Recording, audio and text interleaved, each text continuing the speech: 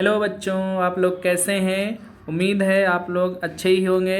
तो आज हम लोग इस वीडियो में क्लास 10th की फिजिक्स के फर्स्ट चैप्टर लाइट के अंतर्गत समतल दर्पण द्वारा प्रतिबिंब का बनना, गोलीय दर्पण के प्रकार तथा दर्पण से जुड़ी महत्वपूर्ण बिंदुओं पर चर्चा करेंगे। तो चलिए शुरू करते हैं।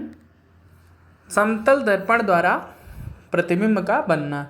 तो जैसा कि चित्र में देख रहे हैं, यहाँ पे चित्र दिखाया गया है। इसमें एक समतल दर्पण है, एक समतल दर्पण आप देख रहे हैं।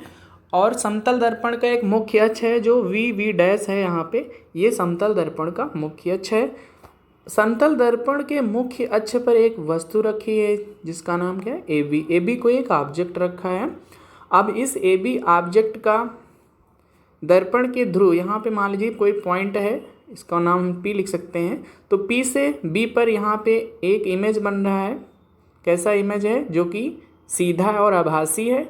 ये कितनी दूरी बन रहा है? वी दूरी बन रहा है। कितनी दूरी बन रहा है? वी दूरी पर। और वस्तु जो थी वो पोल से कितनी दूरी पर रखी थी? यू दूरी पर रखी थी। कितनी दूरी पर रखी थी? यू दूरी पर रखी थी। तो वस्तु ए बी का सीधा और आभासी प्रतिबिंब वी दूरी पर बनता है, ए डैश वी डैश बनता है। अब ये आभासी क्यों है? इसे आभासी क्यों कहा गया? क्योंकि इसमें जो दो किरणें आप देख रहे हैं, कौन सी किरण? एक आपकी ये वाली किरण और एक ये किरण। ये दोनों किरणें यहाँ पे एक दूसरे को क्या कर रही हैं? ए डैश पर प्रतिच्छेद कर रही हैं। तो ये वास्तव में नहीं प्रतिच्छेद करती हैं। इनको क्या किया गया है? पीछे की तरफ बढ़ाया गया है। इस तरह से देखेंगे, ए से ए डैश तक ये किरण, अगर इस बिंदु को, यहाँ से इस बिंदु को अगर हम मान लें एम, क्या मान लें एम, और इसे क्या मान लें पी, तो एम को कहाँ तक बढ़ाया गया? ए डैश तक, यानी एम से ए डैश की तरफ जाएंगे। इसी तरह से पी से कहाँ जाएंगे? ए डैश की तरफ। तो ये हो जाएगा पी ए डैश। क्या हो जाएगा? P A dash. तो इन दोनों किरणों को जब पीछे की तरफ बढ़ाया गया तो ये एक दूसरे को ए डैश पे प्रतिच्छेद करती हुई प्रतीत हुई।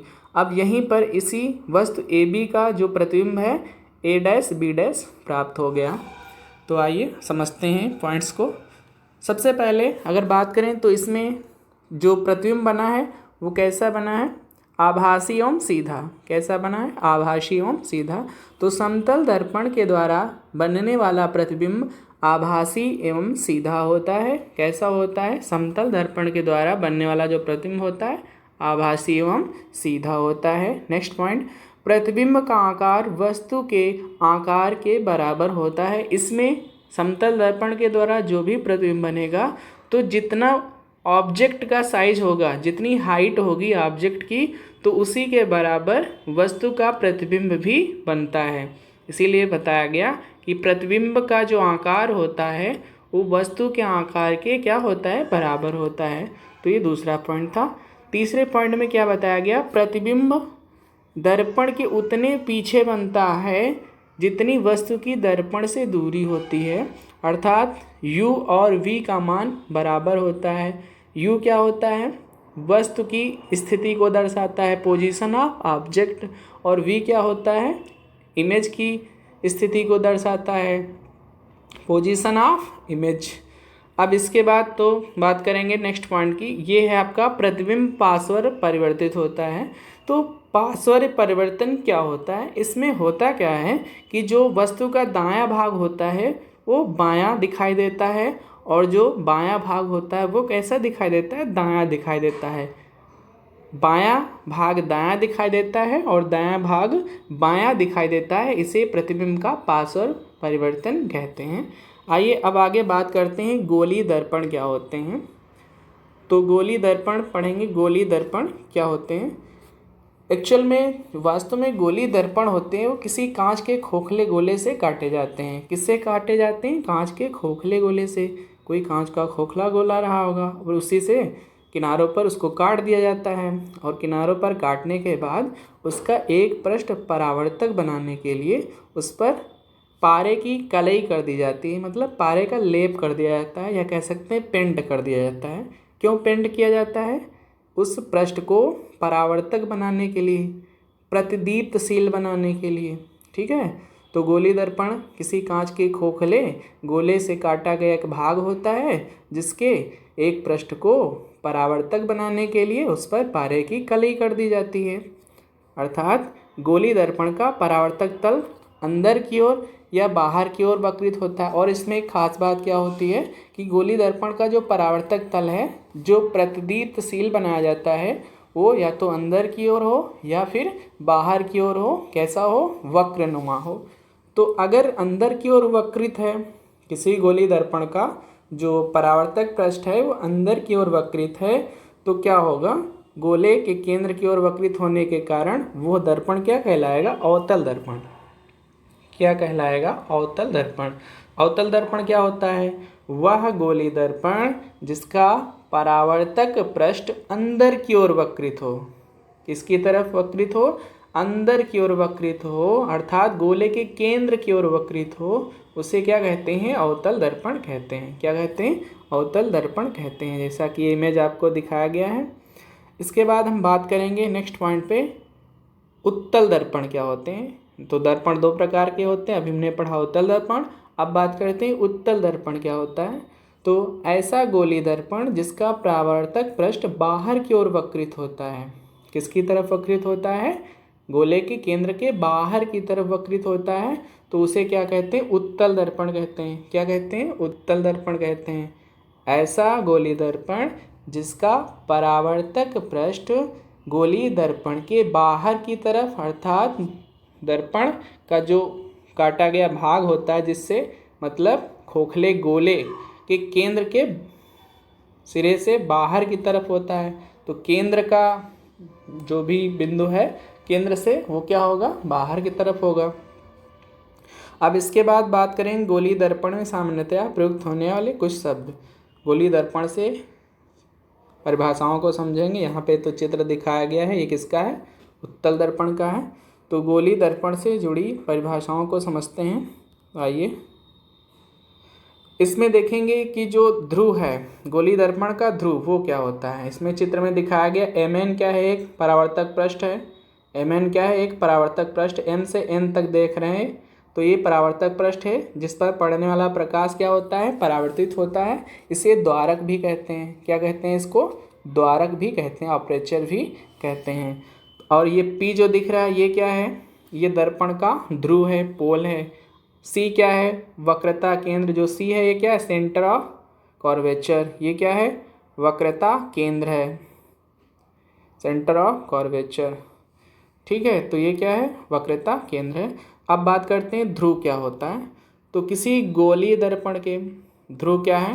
किसी गोलीय दर्पण के परावर्तक तल के मध्य बिंदु को क्या कहते हैं? दर्पण का ध्रुव कहते हैं। किसी गोलीय दर्पण के परावर्तक तल के मध्य बिंदु को दर्पण का ध्रुव कहते हैं। और ये दर्पण के पृष्ठ पर स्थित होता है। कहाँ स्थित होता है? दर्पण के पृष्ठ पर। इसे किस अक्षर से प्रदर्शित करते हैं? कैपिटल P से प्रदर्शित करते हैं।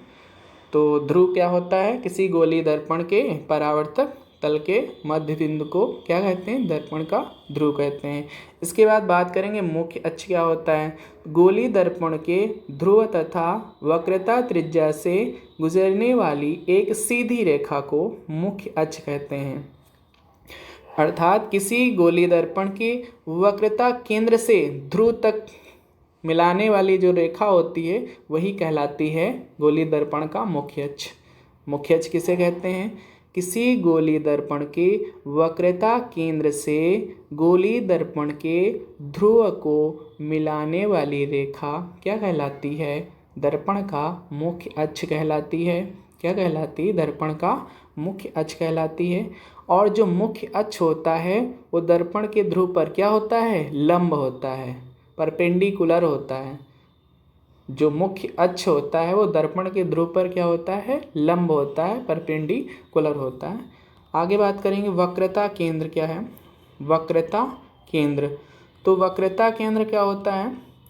किसी गोली दर्पण का वह केंद्र, या ऐसे कह सकते हैं किसी खोखले गोले का वह केंद्र जिसका दर्पण एक भाग होता है, क्या कहलाता है? वक्रता केंद्र कहलाता है। किसी खोखले गोले का वह केंद्र जिसका दर्पण एक भाग होता है वक्रता केंद्र कहलाता है। इसका मतलब ये हुआ कि जो गोली दर्पण है वो कांच के खोखले गोले से ही तो काट कर निकाला जाता है। अब जब कांच के खोखले गोले से काट कर निकाला जाता है तो जो गोले का केंद्र होगा वही तो उस दर्पण के लिए वक्रता केंद्र बनेगा। जो कांच के खोखले गोला का केंद्र होगा वही उस दर्पण का क्या होगा, वक्रता केंद्र होगा। तो गोली दर्पण का जो परावर्तक पृष्ठ एक गोले का भाग है, इस गोले का केंद्र गोली दर्पण का वक्रता केंद्र कहलाता है। इसे सी से प्रदर्शित करते हैं। वक्रता केंद्र को किससे लिखते हैं, सी से प्रदर्शित करते हैं। तो ये बात समझ में आ गई होगी। वक्रता केंद्र क्या होता है, किसी कांच के खोखले गोले का वह केंद्र जिसका दर्पण एक भाग होता है, वक्रता केंद्र कहलाता है। इसके बाद बात करेंगे वक्रता त्रिज्या क्या होती है। वक्रता त्रिज्या क्या होती है, इस पर चर्चा करेंगे। तो गोली दर्पण का परावर्तक पृष्ठ जिस गोले का भाग होता है उसकी त्रिज्या दर्पण की वक्रता त्रिज्या कहलाती है। अर्थात किसी कांच के खोखले गोले की वह त्रिज्या जिसका दर्पण एक भाग होता है, सेम उसी तरह से किसी कांच के खोखले गोले की वो त्रिज्या जिसका दर्पण एक भाग होता है, किसी कांच के खोखले गोले की वह त्रिज्या जिसका दर्पण एक भाग होता है क्या कहलाती है, दर्पण की वक्रता त्रिज्या कहलाती है। इसे कैपिटल आर से प्रदर्शित करते हैं। किससे प्रदर्शित करते हैं, कैपिटल आर से। इसके बाद बात करेंगे द्वारक क्या होता है। तो गोली दर्पण के परावर्तक पृष्ठतल की वृत्ताकार सीमा रेखा का व्यास दर्पण का द्वारक कहलाता है। इसे mn से दर्शाया जाता है। तो द्वारक किसे कहते हैं, किसी गोली दर्पण का वह भाग जिससे प्रकाश का क्या हो सके, परावर्तन हो सके। किसी गोली दर्पण का वह भाग जिससे प्रकाश का क्या होता है, परावर्तन होता है, उसे क्या कहते हैं, दर्पण का द्वारक कहते हैं। किसी गोली दर्पण का वह भाग जिससे प्रकाश किरणों का क्या होता है, परावर्तन होता है, उसे क्या कहते हैं, दर्पण का द्वारक कहते हैं। इसके बाद हम बात करेंगे मुख्य फोकस क्या होता है। किसकी बात करेंगे, मुख्य फोकस क्या होता है। तो मुख्य अक्ष पर वह बिंदु जहां मुख्य अक्ष के समांतर किरणें आकर मिलती हैं या परावर्तित किरणें मुख्य अक्ष पर एक बिंदु से आती हुई महसूस होती हैं, वह बिंदु गोली दर्पण का मुख्य फोकस कहलाता है। क्या कहलाता है, गोली दर्पण का मुख्य फोकस कहलाता है।